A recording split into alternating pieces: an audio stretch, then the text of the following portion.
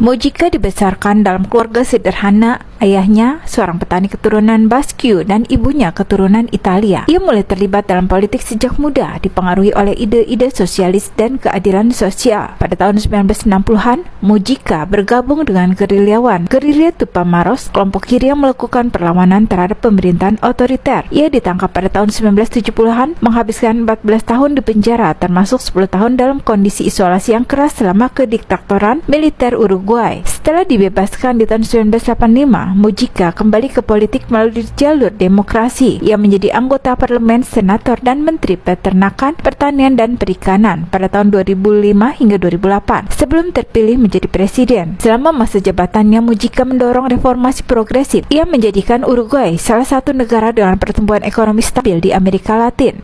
Mujica dibesarkan dalam keluarga sederhana. Ayahnya seorang petani keturunan Basque dan ibunya keturunan Italia. Ia mulai terlibat dalam politik sejak muda, dipengaruhi oleh ide-ide sosialis dan keadilan sosial. Pada tahun 1960-an, Mujica bergabung dengan gerilyawan Guerrilla Tupamaros, kelompok kiri yang melakukan perlawanan terhadap pemerintahan otoriter. Ia ditangkap pada tahun 1970-an, menghabiskan 14 tahun di penjara, termasuk 10 tahun dalam kondisi isolasi yang keras selama kediktatoran militer Uruguay. Setelah dibebaskan di tahun 1985, Mujica kembali ke politik melalui jalur demokrasi. Ia menjadi anggota parlemen, senator, dan menteri peternakan, pertanian, dan perikanan pada tahun 2005 hingga 2008 sebelum terpilih menjadi presiden. Selama masa jabatannya, Mujica mendorong reformasi progresif. Ia menjadikan Uruguay salah satu negara dengan pertumbuhan ekonomi stabil di Amerika Latin.